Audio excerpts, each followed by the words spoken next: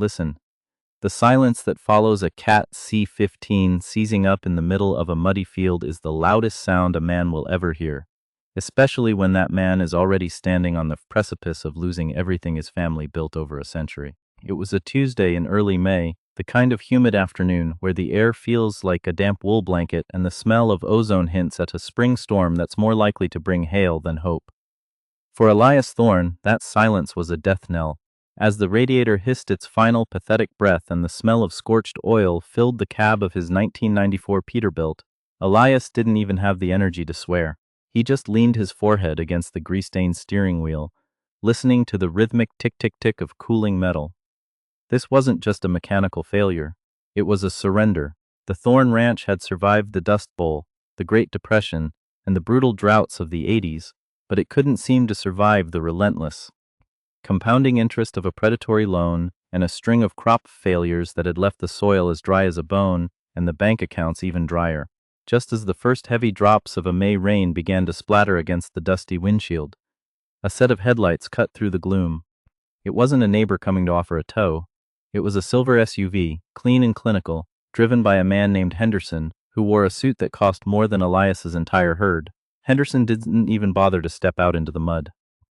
He just rolled down his window halfway, letting the climate-controlled air escape into the muggy afternoon, and looked at the stalled rig with a mixture of pity and professional detachment. He didn't have to say the words. The manila envelope sitting on his passenger seat said them for him. The bank was finished waiting. The Thorne family had been given every extension, every grace period, and every courtesy the board of directors could stomach, but the line had been drawn. By the end of the month, the gates would be locked, the cattle auctioned off, and the land, the dirt that held the sweat and blood of Elias's great-grandfather, would be carved up into hobby farms for city dwellers who didn't know the difference between a disc harrow and a hay rake.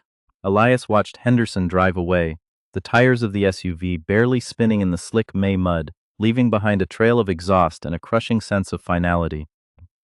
He looked down at his hands, calloused and stained with the black grease of a dozen different machines. He'd spent his life trying to keep running on nothing but prayer and baling wire. He felt like a failure, a ghost haunting a house that didn't want him anymore. He walked back to the farmhouse, his boots heavy with the weight of the land that was no longer his. The old Victorian structure looked tired, its white paint peeling like sunburnt skin, but it still held the echoes of 1,000 dinners and 1,000 dreams. Elias bypassed the kitchen, where his wife was likely staring at a stack of past-due notices, and headed straight for the attic. He didn't know what he was looking for, maybe a reason to keep breathing, or maybe just a way to say goodbye. In the corner, under a stack of moth-eaten horse blankets, sat a trunk made of cedar and iron. It belonged to Silas Thorne, the man who had staked this claim when the world was still wide and wild. Inside, among the tintypes and the rusted spurs, lay a leather-bound tube, cracked with age and smelling of cedar and ancient dust. Elias pulled out the parchment inside, his fingers trembling. It wasn't a deed or a will. It was a hand-drawn map of the North Pasture, dated 1922, with a series of cryptic notations in Silas's cramped, precise handwriting. Most of it was standard topography, but in the far corner, near the old dry creek bed where nothing had grown for 50 years, there was a heavy X marked in dark, indelible ink. Below it, Silas had written a single chilling sentence: "The earth here groans with a weight the plow cannot lift. Keep the secret until the sky falls." Elias looked out the attic window at the darkening sky, the May lightning flickering on the horizon, and realized the sky hadn't just fallen. It had collapsed entirely. The rain had stopped by dawn, leaving the Thorne Ranch draped in a heavy, suffocating mist that clung to the valleys like a shroud. Elias didn't sleep. He sat at the kitchen table with Silas's map spread out under the low light of a single bulb, the X mocking him while the ticking of the grandfather clock in the hallway counted down the final hours of his family's history. By 7 a.m., the sound of a heavy-duty diesel engine rumbling up the drive shattered the morning silence. But it wasn't the sound of a neighbor coming to help with the spring planting. It was the sound of extraction.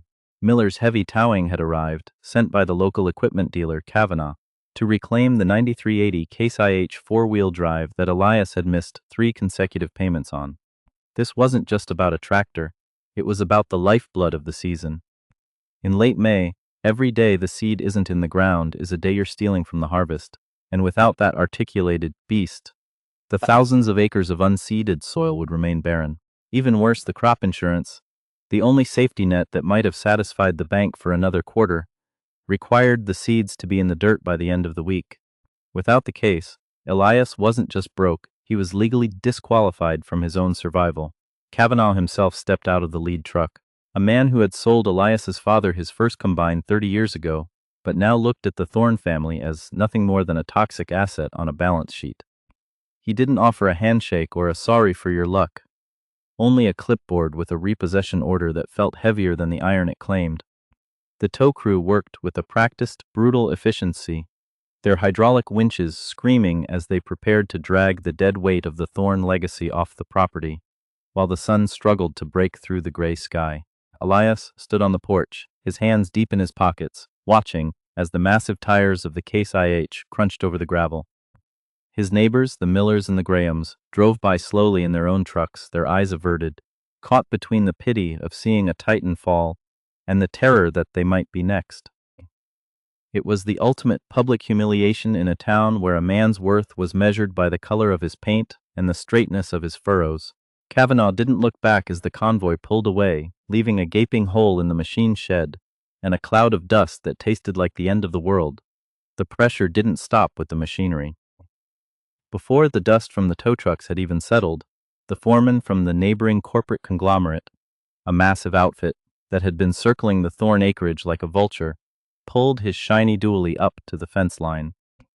He didn't even turn off the engine, just leaned out the window with a smirk that suggested he'd already seen the bank's internal memos. He offered Elias a courtesy buyout for the remaining mineral rights and the grazing land, a pittance that wouldn't even cover the interest on the primary loan, but might leave Elias with enough to rent a small apartment in the city. It was an invitation to quit, a formal request to stop fighting the inevitable.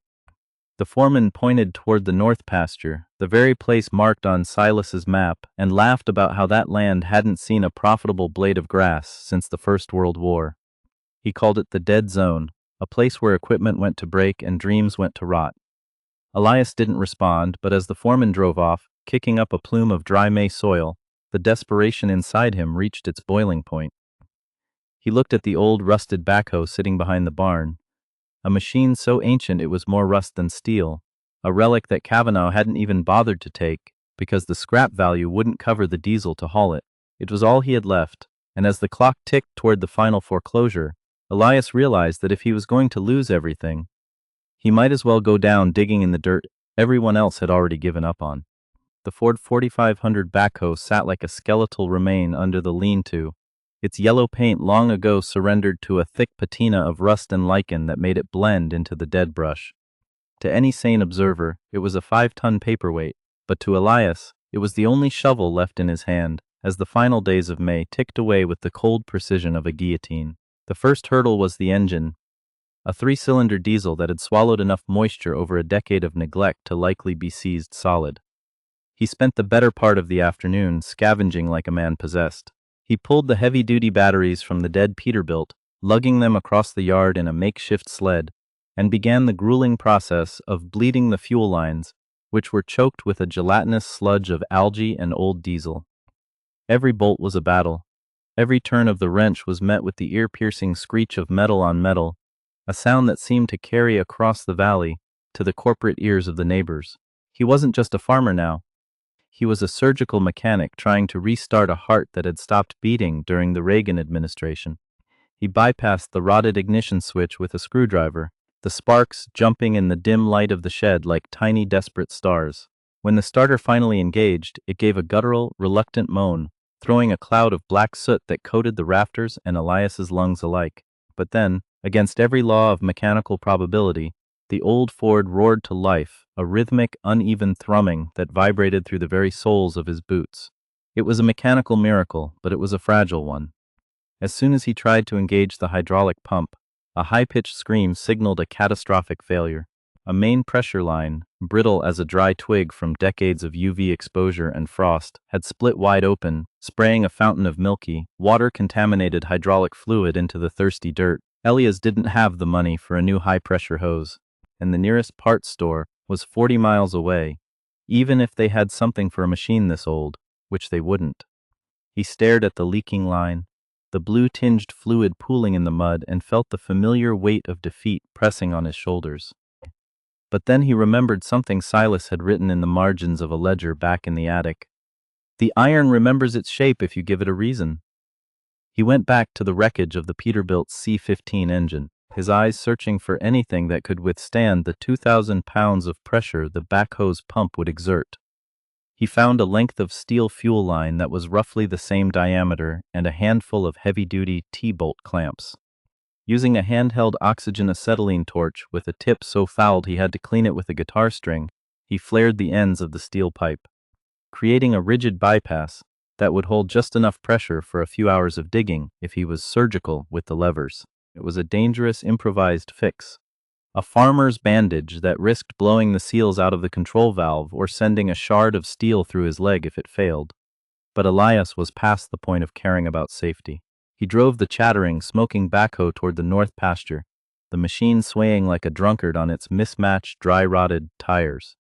He reached the X just as the sun began to dip below the horizon, casting long, skeletal shadows across the dead zone where the corporate foreman had laughed at him only hours before. The ground here was different. It wasn't just dry. It was an oily, dark shale that felt unnervingly warm to the touch, despite the cooling May air. He began to dig, the old Ford groaning and the improvised steel line vibrating with a terrifying intensity. 5 feet down, the bucket hit something that didn't sound like sandstone or limestone. It was a dull, metallic thud that resonated through the frame of the machine and up into Elias's teeth. He killed the engine, the sudden silence of the pasture feeling heavier than the noise.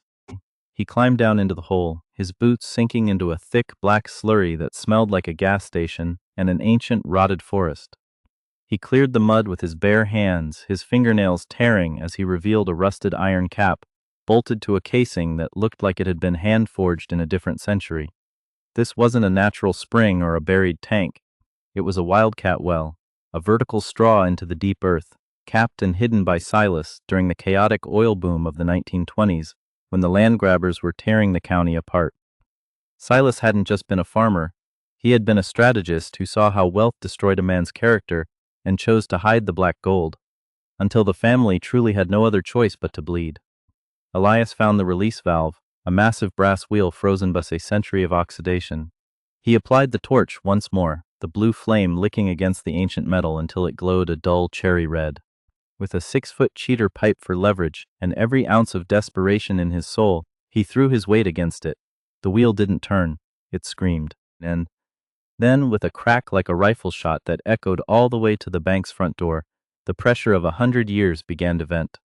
It wasn't a geyser of movie star oil, but a steady, pulsing flow of thick, sweet crude that bubbled up through the casing, coating the backhoe, the mud, and Elias himself in a slick, iridescent promise that the Thorne ranch wasn't going anywhere. The news didn't travel by phone or internet in this part of the country. It traveled on the wind, carrying the heavy, intoxicating scent of raw crude across the county lines and into the breakfast nooks of every diner from here to the interstate. By the time the sun had fully breached the horizon on Wednesday morning, a line of pickup trucks had already formed along the perimeter fence of the north pasture, their drivers sitting on tailgates in a stunned, silent vigil. They weren't there to mock anymore. They were there to witness a resurrection. When Henderson from the bank pulled his silver SUV up to the gate, followed closely by the corporate foreman's dually, they didn't find a man defeated by his own soil. Instead, they found Elias Thorne standing in the center of a black, shimmering pond, his face and hands stained with the iridescent grit of a century-old secret. The Ford 4500 was still chugging nearby, its improvised steel line vibrating with a frantic energy, but it had done its job. The casing head was venting a steady, pulsing rhythm of high-grade crude that pooled around Elias's boots like a dark, liquid fortune. Henderson stepped out of his vehicle, his expensive leather loafers instantly ruined by the oil-soaked mud, but he didn't even look down.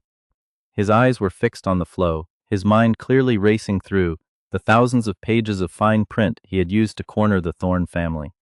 He tried to maintain his professional chill, clearing his throat and holding up a manila folder as if the paperwork could still command the reality of the situation.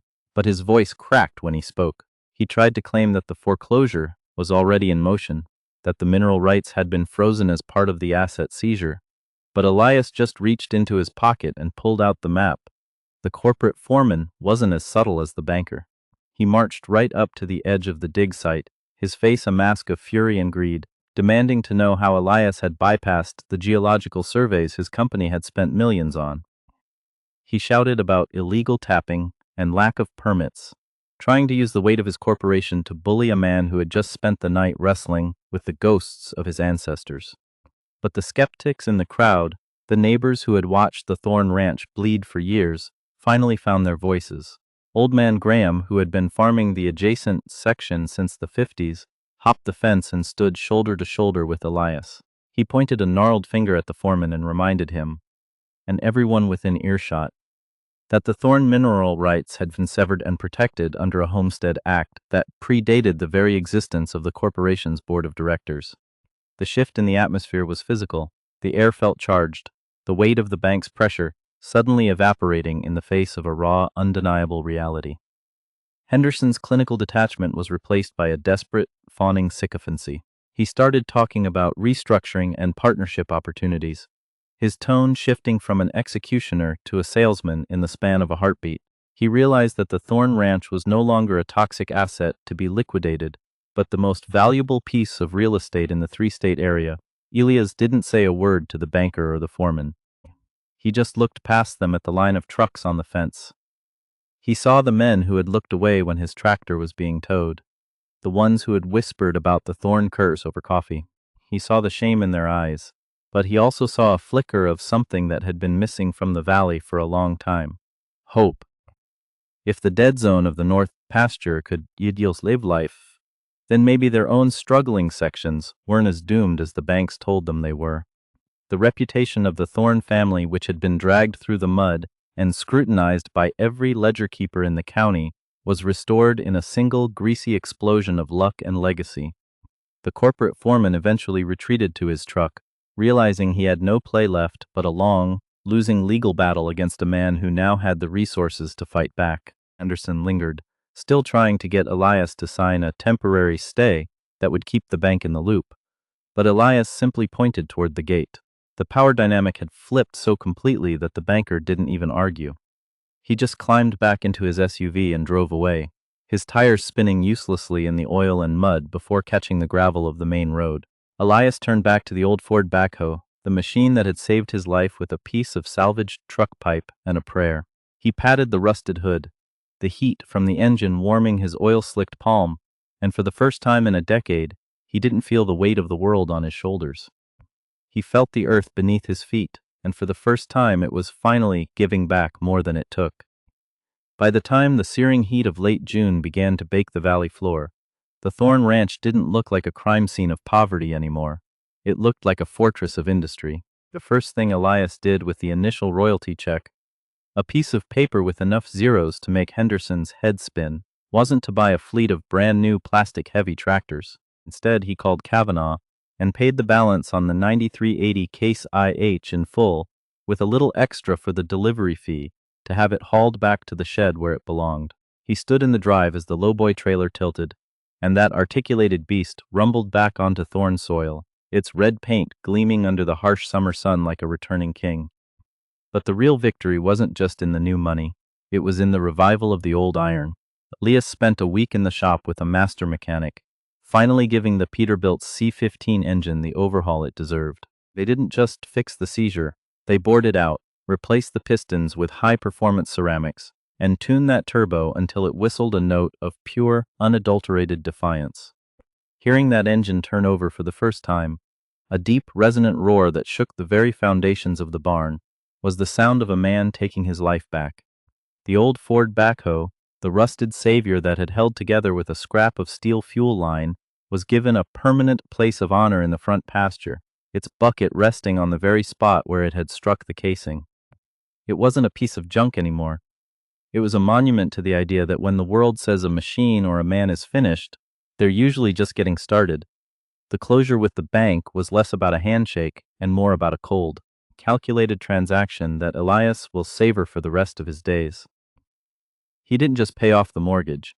He bought out the local branch's interest in the surrounding 3 sections, effectively becoming the landlord to the very people who had tried to evict him. Henderson was reassigned to a different county, his reputation for handling legacy farms tarnished by the fact that he'd nearly let $1 billion mineral deposit slip through the bank's fingers. As for the corporate conglomerate, they moved their operations 3 counties over, unable to stomach the sight of a single independent operator holding the keys to the most productive well in the region. The neighbors who had once turned their eyes away now stopped by with casseroles and offers to help with the harvest. But Elias kept his circle small. He knew now that the land didn't care about social standing or the balance in a ledger.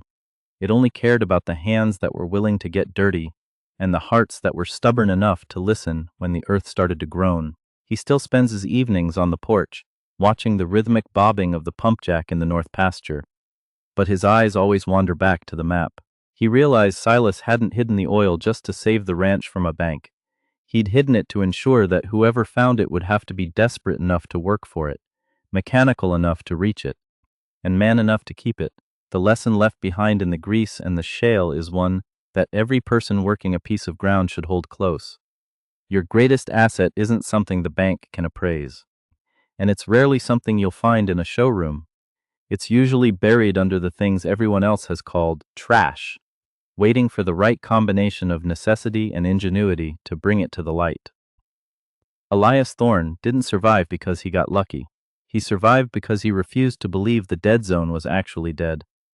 He trusted the wisdom of the men who came before him and the strength of the machines that everyone else had forgotten. Now, the Thorne legacy isn't just written in the dirt. It's flowing in a steady black pulse that will sustain his family for another 100 years. The ranch is silent again, but it's the silence of peace, not the silence of a seized engine. He knows that as long as he keeps his wrenches sharp and his grandfather's map close to his heart, there isn't a debt in this world he can't pay or a storm he can't weather. The sky didn't just fall. It opened up and poured out a blessing that was earned in sweat and sustained by the iron will of a man who wouldn't quit. If you found a map to a hidden legacy on your family's land, would you have the courage to start digging, or would you let the bank take the keys? Drop a comment and tell me what's the oldest piece of machinery you've ever brought back from the dead.